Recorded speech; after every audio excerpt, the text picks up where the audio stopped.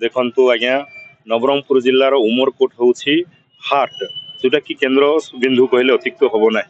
मात्र ये अंचलवासी बारंबार आम दाबी करुचु जोटा कि आज पर्यंत मौलिक सुविधा पहुंची पारना विशेषकर स्वास्थ्य सेवा जोटा कि आमर कुंदेई टू चंदाहांडी टू जिला हॉस्पिटलटा हूँ 150-200 किलोमीटर पड़ जाऊँगी अधा बाटर जाऊ जाऊ अनेक रोगी आम मानकर प्रत्येक दिन किसी ना किसी अघटना घटवा सह मृत्युमुख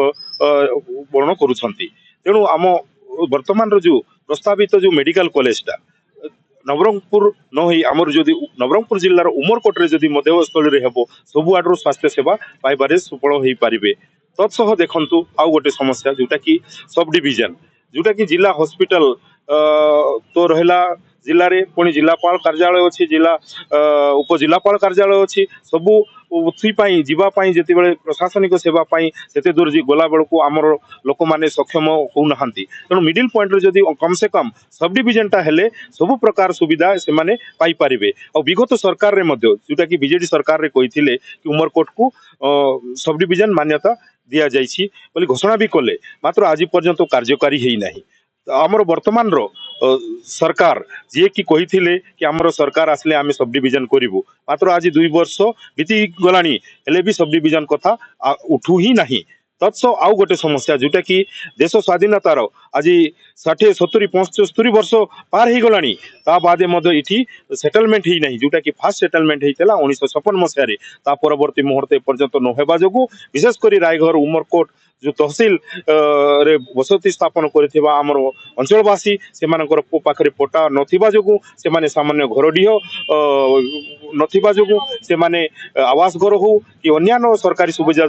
वंचित हो रही जाउछंती तेणु यही सब मुख्य दाबी सह अनेक चाषी जो समस्या रही जो धान मंडी धान उठू ना ता सहित पैसा पाई पारु ना टेकन लैप्स हो गलानी ता सह मका फैक्ट्री विगत दिन रे कहिथिले आमर अनेक सरकार आस्थिले से माने कहिथिले मका फैक्ट्री यूनिट हेबो वर्तमान रो स्थानीय विधायक मंत्री मध्य कहिथिले कि इठी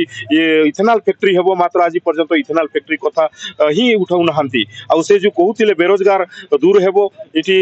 मका चासी बोलो रेट पाइबे सेटा मध्य होई पारु नाही तो ई सब समस्या को नेकरी आज आमे 12 घंटिया बंद डाकरा देइछु शांतिपूर्ण भाव रे आ इटा समस्त जनसाधारण सहयोग करूछंती अंचलवासी जेतु अंचलवासी समस्या तेणु ई समस्या को सरकार जदि न सुनिबे ताहाले आगामी दिन रे ई आंदोलन को तीव्रतर करा हेबो जहाँ आमर जिला प्रशासन ओडिशा सरकार ही दायी रही आज आमर उद्देश्य चंदाहांडी झरीगाँ रायघर उमरकोट ये 4टा ब्लॉक आम बंद करूँ जेहेतु मुख्य उद्देश्य होची प्रथम आमर दाबी होची आमर नवरंगपुर जिले में गवर्नमेंट डिक्लेयर करथिले गोटे आमर मेडिकल कॉलेज प्रतिष्ठा करवाई बा स्थापन करवाई किंतु वर्तमान आमे से मेडिकल कॉलेज पाई उमरकोट रे जगह चिन्हट मध्य कले जगह अधिकरण मध्य गवर्नमेंट को चिठी कले ता संगे संगे शुणा पाउछि जे से मेडिकल कॉलेजटा नवरंगपुर आड़े कुआड़े जीवार संभावना अच्छी तेणुक आज आमर बंद उद्देश्य मुख्य से मेडिकल कॉलेज केवल उमरकोट होची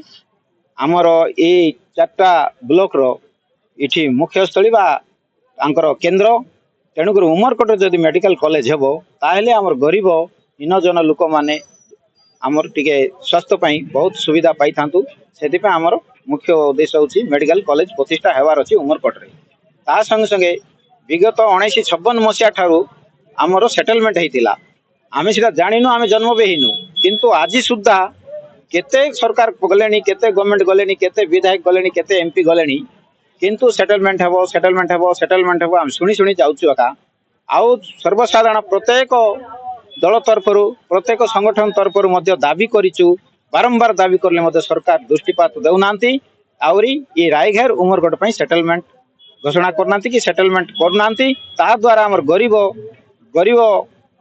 आदिवासी हरिजन और मलिमुंडिया माने जो झुपड़ीपटी रछु सिटी एका अछु सेटलमेंट न हेबा द्वारा पटा पाई पारनु कि कामी जमीर पटा पाई पारनु कि आमर घर डियर पटा पाई पारनु पटा न पाइबा हेतु ता संगे संगे प्रधानमंत्री आवास योजना मध्य हम पाई पारुनु ता सहित जे कौन सी सरकारी योजना हम पाई पारनु पटा नथिबा हेतु कि पिला मानकर रेसिडेंट इनकम सर्टिफिकेट मध्य हेई पारुनी कि कास्ट सर्टिफिकेट मध्य हेई पारुनी पटा न हेतिबा हेतु ତେଣୁକରି ନିହାତି ଦରକାର ସେଟଲମେଣ୍ଟ କରିବା ସାଙ୍ଗେ ସାଙ୍ଗେ ଆମର ଉମରକୋଟ ଅଞ୍ଚଳରେ ରାୟଗଡ଼ ଅଞ୍ଚଳରେ ପଟା ପ୍ରଦାନ କରାଯାଉ। ତା ସଙ୍ଗେ ସଙ୍ଗେ ଆମର ତୃତୀୟ ଆମର ଦାବି ଅଛି ଏ ଅଞ୍ଚଳରେ ଆମର ମକା ଭରପୁର ଭାବରେ ଆମର ଆଦାୟ ହେଉଛି। ଏସିଆ ମହାଦେଶରେ ପ୍ରଥମ ସ୍ଥାନ, କିନ୍ତୁ ମକା ଫ୍ୟାକ୍ଟ୍ରି ହେବ କୌଣସି ପର୍ଯ୍ୟନ୍ତ ସରକାର ଦାୟିତ୍ୱ ଦେଉନାହାନ୍ତି, କର୍ଣ୍ଣପାତ ଦେଉନାହାନ୍ତି। ମକା ଫ୍ୟାକ୍ଟ୍ରି ମଧ୍ୟ ଗୋଟେ ଘୋଷଣା କରୁନାହିଁ। ତା ଦ୍ୱାରା ଏଇ ବର୍ଷ ଆମର ମକା 1700-1800 କୁଇଣ୍ଟାଲ ବିକିବାକୁ ବାଧ୍ୟ ହେଲୁ। ତେଣୁକରି ଏଇ ସବୁ ଦାବି ଅଛି। ତା ସଙ୍ଗେ ସଙ୍ଗେ ଆମର ସବ୍ ଡିଭିଜନ ବିଗତ ସରକାର ବିଜେଡି ଗଭର୍ଣ୍ଣମେଣ୍ଟ ଥିଲାବେଳେ ସବ୍ ଡିଭିଜନ କରିଦେଲେ, ଆମେ ଶୁଣିଲୁ। ତା ପରବର୍ତ୍ତୀ ସମୟରେ ସବ୍ ଡିଭିଜନ ନା କୌଣସି ଏଠି ସବ୍ ଡିଭିଜନ ଅଫିସର ଆସୁନାହାନ୍ତି, ନା ସବ୍ ଡିଭିଜନ ଅଫିସର ବସୁନାହାନ୍ତି, କି ସରକାରୀ କାର୍ଯ୍ୟକ୍ଷେତ୍ର କୌଣସି ଆଜି ପର୍ଯ୍ୟନ୍ତ ହେଇପାରିଲାନି। ତେଣୁକରି ବର୍ତ୍ତମାନ ସରକାରକୁ ଅଛି, ବିଜେପି ସରକାର ଅଛି, ଆମେ ଦାବି କରୁଛୁ ଯଥାଶକ୍ତି ବା ଇମିଡିଏଟଲି ଏ ମାସେ ଭିତରେ ଉମରକୋଟ ସବ୍ ଡିଭିଜନ ଘୋଷଣା କରାଯାଉ ଏବଂ ସବ୍ ଡିଭିଜନ କରିବା ସାଙ୍ଗେ ସାଙ୍ଗେ ସବ୍ ଡିଭିଜନ ଅଫିସରକୁ କୋଉ ସ୍ଥାନରେ ବସାଯାଉ। ତା ଦ୍ୱାରା ଆମର ଜନସାଧାରଣ ସବ୍ ଡିଭିଜନ ଯୋଉ ସୁବିଧା ପାଉଛୁ ଜମି ବନ୍ଦୋବସ୍ତ ପାଇଁ କିମ୍ବା ଜମି ଗଣ୍ଡଗୋଳ ପାଇଁ କି ମାଇକ୍ ପରମିଶନ ପାଇଁ ଯେକୌଣସି କାର୍ଯ୍ୟକ୍ରମ ପାଇଁ ଆମେ ସବ୍ କଲେକ୍ଟର ଅଫିସ ନବରଙ୍ଗପୁର ଯିବାକୁ ପଡୁଛି। ନବରଙ୍ଗପୁର ଯାହା ସେହି 7 ଦିନ 8 ଦିନ ପରେ ଗୋଟେ ମାଇକ୍ ପରମିଶନ ପାଉଛୁ, କିନ୍ତୁ ସବ୍ ଡିଭିଜନ ଉମରକୋଟ ଅଞ୍ଚଳରେ ହେଲେ ବହୁତ ସୁବିଧା ହେବ ଏବଂ ଜନସାଧାରଣ ଉପକୃତ ହେବେ ବୋଲି ଆମେ ସରକାରକୁ ଦାବି ଜଣାଉଛୁ। ସବ୍ ଡିଭିଜନ ମଧ୍ୟ ଅତି ଶୀଘ୍ର ଆରମ୍ଭ କରାଯାଉ ଉମରକୋଟ ଅଞ୍ଚଳରେ।